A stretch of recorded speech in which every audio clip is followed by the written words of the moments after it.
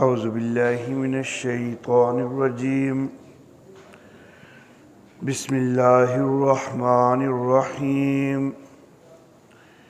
انا نحن نزلنا الذکر وَإِنَّا لَهُ لَحَافِظُونَ صدق اللہ مولانا العلی العظیم وبلغنا نبیہ ورسولہ الکریم۔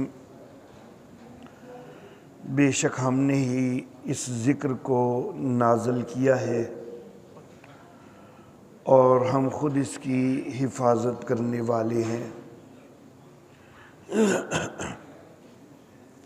محترم احباب،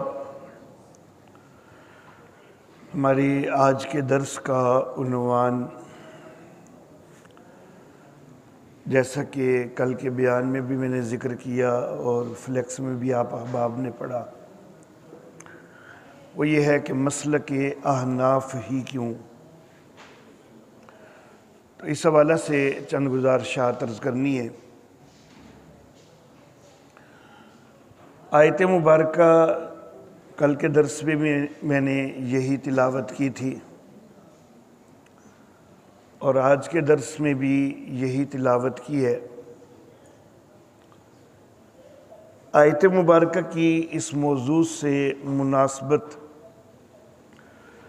وہ اس طرح ہے کہ میں نے کل عرض کیا تھا کہ اللہ رب العزت نے قرآن حکیم کی حفاظت کی ذمہ داری خود لی ہے،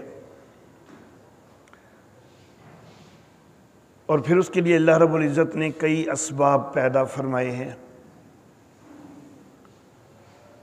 میں نے عرض کیا تھا کہ اس کی حفاظت کا ایک سبب وہ حفاظ کرام ہیں جو کہ اس کو یاد رکھتے ہیں۔ پھر اس کی حفاظت کا سبب کاتبین، کمپوزرز بھی ہیں۔ پھر قراء، وہ بھی اس کی حفاظت کا سبب ہیں جو کہ تلفظ کی صحیح ادائیگی اس کی حفاظت کرتے ہیں۔ اسی طرح علماء حق بھی قرآن حکیم کی حفاظت کا ایک سبب ہے۔ یہ اس کے معنی اور مفہوم کی حفاظت کرتے ہیں، کیونکہ ہر دور میں باطل بھی اپنی باطل تعویلات کے ساتھ سامنے آتا ہے۔ تو الحمدللہ ثم الحمدللہ اللہ رب العزت ہر دور میں اہل حق علماء پیدا کرتے ہیں کہ جو قرآن حکیم کی روح کے مطابق صحیح تعلیم سے لوگوں کو آشنا کرتے رہتے ہیں۔ امام اعظم ابو حنیفہ رحمہ اللہ اور ان کے مقلدین علماء کرام، یہ بھی الحمدللہ ثم الحمدللہ اسی سلسلہ کی ایک کڑی ہیں۔ اللہ رب العزت نے علماء احناف کو قرآن و حدیث کے صحیح مضمون کے مطابق لوگوں کی رہنمائی کرنے کے لیے اللہ نے منتخب فرمایا ہے۔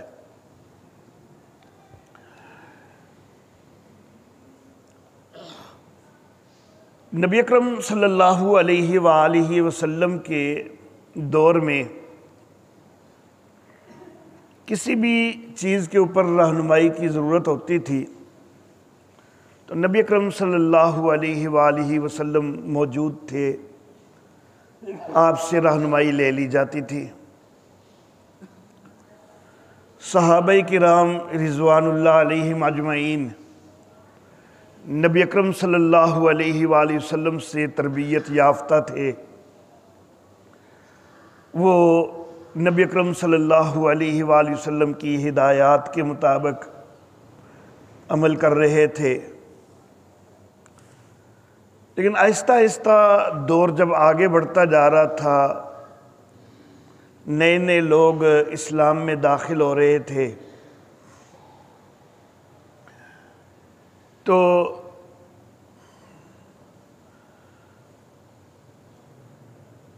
مسائل کے مرتب کرنے کی طرف بھی توجہ کرنے کا علماء کا خیال ہوا کہ ہر بندہ وہ کسی بھی موضوع کے اوپر اگر اس نے رہنمائی لینی ہے تو یہ صلاحیت نہیں رکھتا کہ اس موضوع پر جتنی آیات ہیں جتنی احادیث ہیں سب کو دیکھے اور دیکھ کے کوئی نتیجہ اخذ کرے اور اس پر عمل کرے۔ ہر بندہ یہ صلاحیت نہیں رکھتا، تو اس لیے لوگوں کو مسائل بتا دیے جائیں قرآن و حدیث کو مد نظر رکھتے ہوئے تاکہ لوگ ان کے اوپر عمل کر لیں۔ اس کے لیے بڑے سارے علماء میدان میں آئے، انہوں نے بڑی کاوشیں کی مسائل کو مرتب کرنے میں۔ انہی میں امام اعظم ابو حنیفہ رحمہ اللہ ہیں، امام مالک رحمہ اللہ ہیں، امام شافعی رحمہ اللہ ہیں، امام احمد ابن حنبل رحمہ اللہ ہیں۔ ان کے علاوہ امام ابو ثور رحمہ اللہ، امام سفیان ثوری رحمہ اللہ، امام ابو داود ظاہری رحمہ اللہ اور بھی کئی سارے علماء وہ اس خدمت میں آگے تھے۔ پھر اس خدمت کے ساتھ ساتھ ان کو مقلدین ملتے گئے کہ جو ان کی باتوں کو اطمینان کے ساتھ قبول کرنے والے تھے۔ کسی نے امام اعظم ابو حنیفہ کو زیادہ بہتر سمجھا کہ یہ سب سے زیادہ بہتر رہنمائی کر رہے ہیں، انہوں نے ان کو اختیار کر لیا، ان کے پیچھے چلے۔ کسی نے امام مالک کو اختیار کر لیا، اسی طرح مختلف ائمہ کے مقلدین بنتے رہے۔ کچھ ائمہ کے مقلدین زیادہ عرصہ وہ اپنا وجود برقرار نہیں رکھ سکے، مثلا امام سفیان ثوری، امام ابو ثور وغیرہ، لیکن 4 مسالک جو ہیں ان کو خاص طور پر شہرت حاصل ہو گئی: حنفی، شافعی، مالکی اور حنبلی۔ اب ہم نے یہ دیکھنا ہے کہ ہم نے حنفی مسلک کو کیوں اختیار کیا، مالکی، شافعی یا حنبلی کیوں نہیں ہوئے، یا پھر ہم نے تقلید کی خلاف آواز کیوں نہیں اٹھائی اور اپنے طور پر اجتہاد کی طرف کیوں نہیں گئے۔ تو میں یہ عرض کرنا چاہوں گا کہ وہ جو آخری چیز ہے نا، اس کے متعلق تو کل بات واضح ہو چکی ہے کہ تقلید کے بغیر تو گزارا ہی نہیں ہے، اس لیے ادھر جانا تو ممکن نہیں تھا۔ باقی رہے مالکی، شافعی، حنبلی وغیرہ، تو ہم نے حنفیت کو کیوں اختیار کیا؟ پہلی بات اس حوالے سے یہ عرض کرنا چاہوں گا کہ امام اعظم ابو حنیفہ رحمہ اللہ کا باقیوں سے ایک امتیاز یہ بھی ہے کہ امام اعظم ابو حنیفہ ان 4 ائمہ میں سے واحد ہیں کہ جن کو صحابہ کرام سے ملاقات کا شرف حاصل ہے۔ امام مالک، امام شافعی، امام احمد ابن حنبل وہ تابعی نہیں ہیں، امام اعظم ابو حنیفہ واحد ہیں جو کہ تابعی ہیں۔ تو گویا کہ نبی اکرم صلی اللہ علیہ وآلہ وسلم سے صرف ایک واسطے سے شاگرد بنتے ہیں۔ پھر باقی ائمہ نے اپنے اپنے طور پر خدمات سر انجام دی۔ امام اعظم ابو حنیفہ رحمہ اللہ نے صرف اکیلے مسائل کو مرتب نہیں کیا، بلکہ ایک باقاعدہ کمیٹی تشکیل دی جو کہ جید علماء پر مشتمل تھی، اور عموماً اس کی کمیٹی کے افراد کی تعداد 40 کے لگ بھگ تھی۔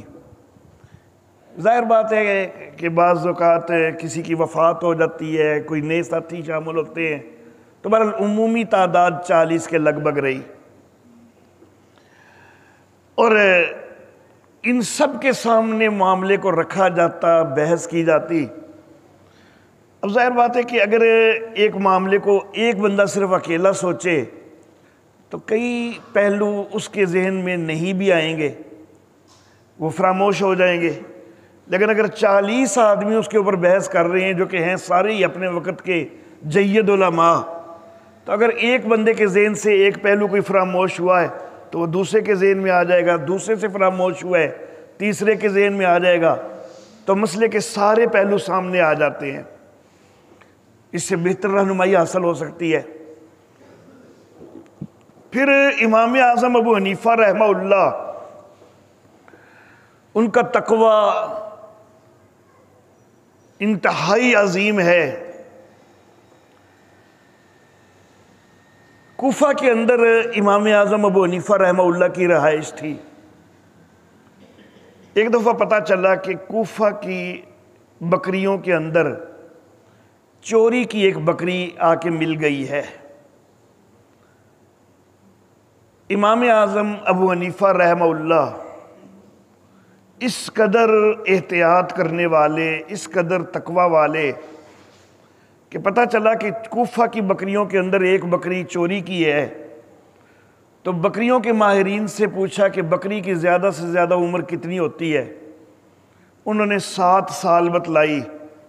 تو امام اعظم ابو حنیفہ رحمہ اللہ نے 7 سال تک بکری کا گوشت نہیں کھایا کہ کہیں وہ چوری کی بکری جو ہے اس کا گوشت میرے منہ میں نہ چلا جائے۔ تو اتنا زیادہ تقوی ہے، اتنی زیادہ پرہیزگاری ہے۔ ظاہر بات ہے یہ بندہ لوگوں کا گناہ اپنے سر تو نہیں لینا چاہے گا، لوگوں کو بھی مسئلے بتانے میں بھی وہ اتنی احتیاط کرے گا نا۔ اللہ اللہ، یزید ابن ہارون رحمہ اللہ بہت بڑے یہ بھی عالم گزرے ہیں امام اعظم ابو حنیفہ رحمہ اللہ کے دور کے۔ ان سے کسی نے پوچھا کہ بندہ فتویٰ کب دے سکتا ہے، فتویٰ دینے کا بندہ مجاز کب ہوتا ہے؟ تو انہوں نے کہا کہ جب بندہ امام ابو حنیفہ بن جائے نا تب فتویٰ دے سکتا ہے۔ یعنی گویا کہ انہوں نے ایک معیار ان کو قرار دیا، امام اعظم ابو حنیفہ کو۔ پوچھنے والے نے پوچھا کہ آپ نے خاص امام ابو حنیفہ کا نام کیوں لیا ہے؟ تو انہوں نے کہا کہ میں نے ان کا یہ تقوی دیکھا ہے کہ ایک دفعہ گرمی کے اندر دوپہر کے وقت میں آرام کرنے کے لیے ایک جگہ پر بیٹھے ہوئے تھے، قریب گھر کی دیوار کا سایہ بھی تھا، لیکن اس سائے میں نہیں بیٹھے ہوئے تھے، دھوپ میں بیٹھے ہوئے تھے۔ تو میں نے پوچھا کہ حضرت آپ آرام کرنے کے لیے تھک کے اگر بیٹھے ہیں تو سائے میں بھی تو بیٹھ سکتے تھے، تو آپ سائے میں کیوں نہیں بیٹھے، ادھر دھوپ میں کیوں بیٹھے ہیں؟ تو امام اعظم ابو حنیفہ رحمہ اللہ کہنے لگے کہ یہ جو گھر والا ہے اس بندے کے ذمے میرا کچھ قرض ہے، تو قرض دیا ہوا ہے میں نے، قرض کے بدلے میں فائدہ حاصل کرنا سود ہوتا ہے، تو میں اس کی دیوار کے سائے کا بھی فائدہ نہیں حاصل کر رہا کہ کل کو اللہ کی بارگاہ میں کہیں یہ سوال نہ ہو جائے کہ تم نے قرض دے کے تو اس کی دیوار کے سائے کا فائدہ کیوں حاصل کیا تھا۔ اس قدر تقوی ہے، حالانکہ دیوار کے سائے کا فائدہ حاصل کرنا یہ کوئی گناہ والی بات نہیں تھی، لیکن ان کا تقوی انتہا درجے کا ہے۔ اب کیا ایسا بندہ لوگوں کو غلط مسئلے بتلائے گا؟ کیا بے احتیاطی کرے گا؟ اللہ اللہ، کپڑے کے بہت بڑے یہ تاجر تھے، تو ایک دفعہ دکان کے اوپر ایک تھان کچھ ایسا آ گیا کہ جو پوری طرح اچھی کوالٹی کا نہیں تھا، باقی اس طرح کے تھان وہ اچھے تھے، وہ ذرا بیچ میں کمزور آ گیا۔ تو امام اعظم ابو حنیفہ رحمہ اللہ چونکہ تبلیغی سرگرمیوں کے لیے ادھر ادھر جانا بھی ہوتا تھا، تو ملازم کو سمجھایا کہ یہ والا تھان جو ہے یہ صحیح نہیں ہے، اس کے اندر یہ عیب ہے، تو اس طرح کے باقی تھان جو ہیں وہ 1000 درہم کے ہیں، لیکن یہ والا جو ہے یہ 400 درہم میں بیچنا ہے، یہ 1000 درہم میں نہیں بیچنا، اس کے اندر عیب موجود ہے۔ تو جو بھی کوئی خریدنے آئے اس کو بتانا ہے کہ اس کے اندر یہ عیب ہے اور یہ 400 درہم میں ہم دے رہے ہیں۔ اب اتفاق کی بات یہ کہ امام اعظم ابو حنیفہ رحمہ اللہ وہ اس وقت دکان پہ نہیں تھے جس وقت کوئی گاہک آیا اور وہ کپڑا لے کے چلا گیا۔ امام اعظم ابو حنیفہ جس وقت واپس پہنچے تو دیکھا کہ وہ تھان موجود نہیں ہے، تو پوچھا کہ وہ کدھر ہوا؟ جی وہ تو فروخت ہو گیا۔ بتایا تھا ان کو عیب اور 400 درہم میں دیا ہے نا؟ انہوں نے کہا نہیں جی یہ تو میں بھول گیا، بس وہ گاہکی زیادہ تھی تو میں لوگوں کے دھیانے لگا ہوا تھا تو بے خیالی میں نے وہ والا تھان دے دیا ہے اور میں نے تو پورے 1000 درہم میں دے دیا ہے۔ امام اعظم ابو حنیفہ رحمہ اللہ نے پوچھا کہ کون لوگ تھے کہ جو لے کے گئے ہیں؟ اب یہ کوفہ کے اندر بات ہو رہی ہے۔ میں نے کہنے لگا جی مدینہ کا قافلہ آیا تھا وہ لے کے گیا ہے وہ تھان۔ امام اعظم ابو حنیفہ رحمہ اللہ نے کوفہ سے مدینہ تک کا سفر کیا صرف وہ 600 درہم واپس کرنے کے لیے۔ اللہ اللہ، تو ظاہر بات ہے کہ جو تقوی کا اتنا بڑا پہاڑ ہے تو وہ کسی بھی طرح وہ جو اپنی زندگی کے اندر خود معمولی سی بھی ادھر ادھر کی نہیں کرتا، جہنم کے عذاب سے بچنا چاہتا ہے، وہ لوگوں کا مقتدا بن کے لوگوں کو غلط مسئلے بتائے، یہ تو ہو ہی نہیں سکتا۔ تو بڑی احتیاط کرنے والے تھے۔ اللہ اللہ، لیکن یہ جو چیزیں ہیں ان سب سے بڑھ کر جو ہے معاملہ وہ یہ ہے کہ جو امام اعظم ابو حنیفہ رحمہ اللہ نے اصول متعین کیے نا وہ باقیوں کے اصولوں سے سب سے بہترین ہے۔ اور اس حوالے سے باتیں تو بڑی لمبی ہو سکتی ہیں، بڑی تفصیلی ہو سکتی ہیں۔ اگر امام اعظم ابو حنیفہ کے سارے اصولوں کے اوپر بات کرنے لگوں تو اس کے اوپر تو کئی دن چاہیے ہیں۔ صرف ایک اصول کے اوپر تھوڑی سی بات کرنا چاہوں گا، اور انشاءاللہ وہ جس طرح کہتے ہیں نا کہ دیگ سے تھوڑے سے چاول بھی چکھے تو ساری دیگ کا پتہ چل جاتا ہے، وہ ایک اصول سے ہی انشاءاللہ آپ کو سارے اصولوں کی اہمیت پتہ چل جائے گی کہ امام اعظم ابو حنیفہ کے اصول باقیوں کی نسبت کتنے اعلیٰ ہیں۔ میرے محترم احباب، کئی دفعہ یہ معاملہ ہوتا ہے کہ ایک مسئلہ کے متعلق جس وقت ہم قرآن و حدیث کو دیکھتے ہیں، آیات اور احادیث کو دیکھتے ہیں، تو ہمیں نظر آتا ہے کہ بظاہر کچھ تضاد موجود ہے۔ بظاہر یہ ہے کہ ایک حدیث کوئی اور تقاضا کر رہی ہے، دوسری حدیث کوئی اور تقاضا کر رہی ہے، تیسری حدیث کوئی اور تقاضا کر رہی ہے۔ اب ایسی صورت میں کہ جب ایک مسئلے کے اوپر زیادہ احادیث آ جائیں تو پھر کس طرح عمل ہوگا، اس حوالے سے امام ابو حنیفہ کی کیا تعلیم ہے، ان کا کیا اصول ہے اور باقیوں کا کیا اصول ہے، وہ میں سامنے رکھنا چاہوں گا۔ امام اعظم ابو حنیفہ رحمہ اللہ کے علاوہ باقی جتنے ہیں نا، امام مالک بھی، امام شافعی بھی، امام احمد ابن حنبل بھی، اور دور حاضر کے ہمارے وہ احباب کے جو تقلید نہ کرنے کے قائل ہیں بظاہر، تو یہ سب کا ایک ہی اصول ہے کہ اگر زیادہ حدیثیں سامنے آ رہی ہیں تو واضح طور پر اگر پتہ چل جائے کوئی کہ یہ حدیث ناسخ ہے، یہ منسوخ ہے، پھر تو چلو ناسخ کو لے لو۔ لیکن اگر نسخ کا کوئی واضح پتہ نہیں نہ چل رہا تو جتنی حدیثیں ہیں ان میں سے ایک کو ترجیح دے دو اور باقی حدیثوں کو چھوڑ دو، ایک کے اوپر ترجیح دے کے عمل کر لو۔ یہ سب کا اصول ہے، مالکی، شافعی، حنبلی وغیرہ۔ امام اعظم ابو حنیفہ رحمہ اللہ نے کہا کہ نہیں، اس طرح حدیث کے اوپر پورا عمل نہیں ہوتا۔ امام اعظم ابو حنیفہ رحمہ اللہ نے کہا کہ سب سے پہلے یہ دیکھو کہ بعد کے دور کی حدیث کون سی ہے، صرف واضح نسخ نہ دیکھو۔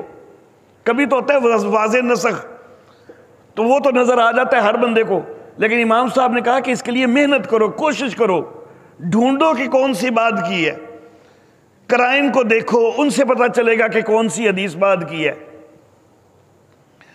واضح نسخ کی مثال نبی اکرم صلی اللہ علیہ وآلہ وسلم نے فرمایا کہ میں نے تمہیں قبروں پر جانے سے منع کیا تھا لیکن اب چلے جایا کرو۔ اب یہاں پر تو حدیث کے لفظوں میں ہی پتہ چل رہا ہے نا کہ جو روکنے کا حکم تھا وہ پہلے کا تھا، اجازت والا حکم بعد میں ہے۔ پہلے نبی صلی اللہ علیہ وسلم نے اس لیے منع کیا تھا کہ ابھی تربیت جو ہے وہ ابتدائی مراحل میں ہے، وہاں پر کوئی شرکی عمل نہ ہو جائے تم سے۔ لیکن جب صحابہ کرام نے توحید کو اچھی طرح سمجھ لیا، نبی صلی اللہ علیہ وسلم نے اجازت دے دی کہ اب وہاں پر تم سے کوئی شرکی عمل ہونے کا امکان کوئی نہیں ہے، چلے جایا کرو. تو یہ تو ہوتا ہے واضح نسخ معلوم ہو جاتا ہے. لیکن امام اعظم ابو حنیفہ رحمہ اللہ نے کہا کہ جہاں پر واضح معلوم نہیں بھی ہو رہا وہاں پر بھی قرائن کو دیکھ کر ڈھونڈنے کی کوشش کرو کہ بعد کا حکم کون سا ہے. اس حوالہ سے میں ذکر کرنا چاہوں گا، مثال کے طور پر نماز کے دوران تکبیر تحریمہ میں ہم کانوں تک ہاتھ اٹھاتے ہیں، اس کو رفع الیدین کہا جاتا ہے. اب احادیث کا ذخیرہ اگر ہم دیکھیں نا تو رفع الیدین کے حوالہ سے 4 قسم کی حدیثیں ہمیں ملتی ہیں. ایک وہ حدیثیں ملتی ہیں کہ جن میں ہر مقام کے رفع الیدین کا تذکرہ ہے. دوسری وہ حدیثیں ملتی ہیں کہ جن میں 4 مقامات کے رفع الیدین کا تذکرہ ہے. تیسری وہ ہیں کہ جن میں 3 مقامات کے رفع الیدین کا تذکرہ ہے. اور چوتھی وہ ہیں کہ جن میں صرف 1 مقام کے رفع الیدین کا تذکرہ ہے. اب باقی ائمہ نے تو ایک کو اختیار کیا، باقیوں کو چھوڑ دیا ترجیح دے کر. کیا ہم نے بھی یہی ہے کہ ایک کو اختیار کیا ہے باقیوں کو چھوڑا ہے، لیکن ہم نے ترجیح دے کے نہیں کیا. ہم نے ترجیح دے کے نہیں کیا، ہم نے یہ ڈھونڈا کہ ان میں سے بعد والا عمل کون سا ہے. ظاہر بات ہے کہ پہلے والا جو ہے وہ نبی صلی اللہ علیہ وسلم نے خود جب چھوڑ دیا ہے تو پھر وہ چھوڑنا ہے. تو ہم نے یہ دیکھا کہ یہ 4 قسم کی حدیثیں ہیں، لیکن ساری امت کا اس چیز کے اوپر اتفاق ہے کہ ابتدائی دور میں نبی اکرم صلی اللہ علیہ وآلہ وسلم نے زیادہ مقامات کا رفع الیدین کیا ہے. خواہ وہ 3 مقامات کا تھا یا 4 کا تھا یا سارے مقامات کا تھا، لیکن بہرحال 1 سے زیادہ کا رفع الیدین نبی اکرم صلی اللہ علیہ وسلم نے ابتدائی دور میں کیا ہے. یہ ساری امت اس پر متفق ہے. تو پھر جو 1 مقام والی حدیث ہے وہ یقینی بات ہے کہ پھر وہ ابتدائی دور کی نہیں ہو سکتی. ہر مقام والی بھی ابتدائی دور کی ہو سکتی ہے، 4 مقام والی بھی ابتدائی دور کی ہو سکتی ہے، 3 مقام والی ابتدائی دور کی ہو سکتی ہے، لیکن 1 مقام والی جو ہے اس کا امکان ہی نہیں کہ وہ ابتدائی دور کی ہو. کیونکہ ابتدائی دور میں تو سب کہتے ہیں کہ نبی صلی اللہ علیہ وسلم نے زیادہ مقامات پہ رفع الیدین کیا ہے، تو یقینی طور پر یہ حدیث پھر بعد کی ہے. باقیوں کا بعد کا ہونا ثابت کوئی نہیں ہوتا، اس کا یقینی طور پر بعد میں ہونا معلوم ہوتا ہے. پھر اس چیز کو تقویت اس چیز بھی ملتی ہے. حضرت سیدنا عبداللہ ابن مسعود رضی اللہ تعالیٰ عنہ بیان کرتے ہیں کہ میں نے نبی اکرم صلی اللہ علیہ وآلہ وسلم کے پیچھے بھی نماز پڑھی، حضرت ابوبکر صدیق رضی اللہ تعالیٰ عنہ کے پیچھے بھی پڑھی، حضرت عمر فاروق رضی اللہ تعالیٰ عنہ کے بھی پیچھے پڑھی نماز. ان میں سے کوئی بھی رفع الیدین نہیں کرتا تھا. اب حضرت ابوبکر صدیق کے پیچھے جو پڑھی ہے وہ دور خلافت صدیق اکبر میں پڑھی ہے. حضرت عمر فاروق کے پیچھے جو پڑھی ہیں نمازیں وہ حضرت عمر فاروق کے خلافت کے دور میں پڑھی ہیں. تو نبی اکرم صلی اللہ علیہ وآلہ وسلم اگر اپنی زندگی کے آخر تک رفع الیدین کرتے رہے ہوں تو کیسے ہو سکتا ہے کہ حضرت ابوبکر صدیق نے ساتھ ہی چھوڑ دیا ہو، حضرت عمر فاروق نے بھی ساتھ ہی چھوڑ دیا ہو؟ تو یہ ممکن نہیں ہے. تو معلوم ہوتا ہے کہ نبی اکرم صلی اللہ علیہ وسلم نے خود اپنی حیات طیبہ میں اپنے آخری دور میں چھوڑ دیا تھا. اسی لیے حضرت ابوبکر صدیق بھی نہیں کرتے، حضرت عمر فاروق بھی نہیں کرتے، تو پھر ہمیں بھی نہیں کرنا چاہیے. تو ہم نے ناسخ پر عمل کیا، انہوں نے ترجیح دے کر اس پر عمل کیا جو ہمارے نزدیک منسوخ ہے. تو منسوخ پر تو عمل نہیں ہونا چاہیے، عمل تو ناسخ پہ ہونا چاہیے. اللہ واللہ. پھر امام اعظم ابو حنیفہ کہتے ہیں کہ اگر نسخ کا پتہ نہیں چلتا بڑی کوشش کے باوجود بھی تو ابھی بھی ترجیح کی طرف نہیں جانا. ابھی بھی یہ نہیں کرنا کہ ایک کو ترجیح دے دو، اس کو قبول کر لو، باقیوں کو چھوڑ دو. امام صاحب کہتے ہیں سب سے پہلے تو دیکھو ناسخ کون سی ہے، منسوخ کون سی ہے. ناسخ کو لو، منسوخ کو چھوڑو. لیکن اگر نہیں پتہ چلتا تو پھر کوئی ایسی صورت پیدا کرو کہ ساری حدیثوں پر عمل ہو جائے، جتنی اس موضوع پر آ رہی ہیں ان ساری کے اوپر عمل کرنے کی کوشش کرو تاکہ حدیث کے اوپر زیادہ سے زیادہ عمل ہو جائے.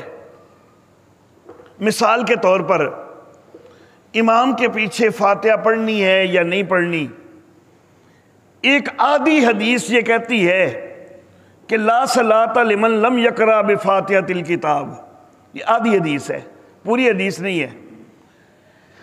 اللہ واللہ، صحیح سند کے ساتھ اس کے اندر فصاعدن کا اضافہ بھی ثابت ہے، تو پوری حدیث یہ ہے کہ لا صلاۃ لمن لم یقرأ بفاتحۃ الکتاب فصاعدن، کہ اس کی نماز کوئی نہیں کہ جس نے سورہ فاتحہ اور کچھ زائد نہیں پڑھا۔ اب ایک حدیث یہ ہو گئی۔ دوسری حدیث، نبی اکرم صلی اللہ علیہ وآلہ وسلم نے فرمایا کہ امام اس لیے بنایا جاتا ہے کہ اس کی اقتداء کرو، اور وہ اقتداء ہے کیا؟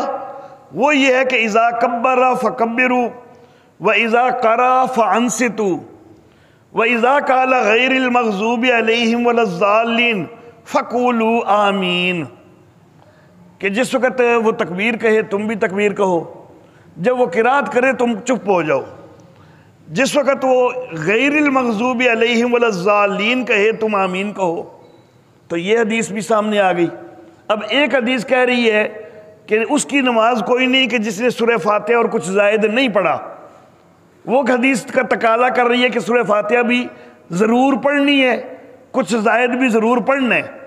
یہ حدیث تقاضا کر رہی ہے کہ امام نے غیر المغضوب علیہم ولا الضالین کہنا ہے اور تم نے آمین کہنا ہے، گویا کہ تم نے غیر المغضوب علیہم ولا الضالین نہیں کہنا، اور ساتھ لفظ ہے کہ اذا قرأ فانصتوا، جب امام قرات کرے تم چپ رہو۔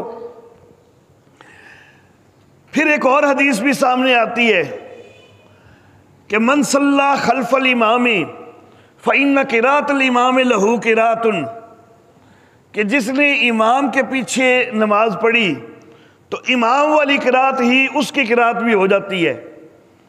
اب امام اعظم ابو حنیفہ رحمہ اللہ نے کہا کہ جب یہ ساری حدیثیں سامنے رکھو نا تو معاملہ یہ معلوم ہوتا ہے کہ اگر بندہ ہے امام خود یا پھر اکیلا بندہ نماز پڑھ رہا ہے تو اس کے لیے ہے کہ لا صلاۃ لمن لم یقرأ بفاتحۃ الکتاب فصاعدن، کہ اس کی نماز کوئی نہیں کہ جس نے سورہ فاتحہ اور کچھ زائد نہیں پڑھا، تو یہ امام کے لیے ہے اور اکیلے بندے کے لیے ہے۔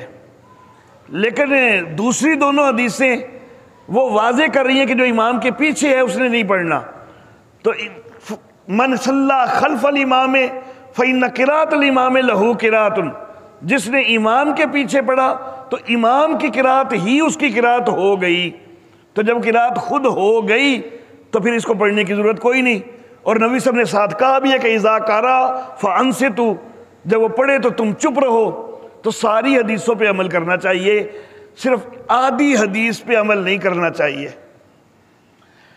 اللہ واللہ۔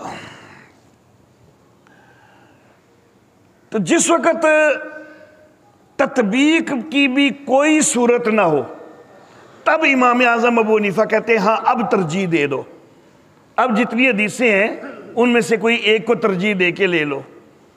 تو لیکن پہلے امام اعظم ابو حنیفہ نسخ کے دیکھتے ہیں، پھر تطبیق کو دیکھتے ہیں۔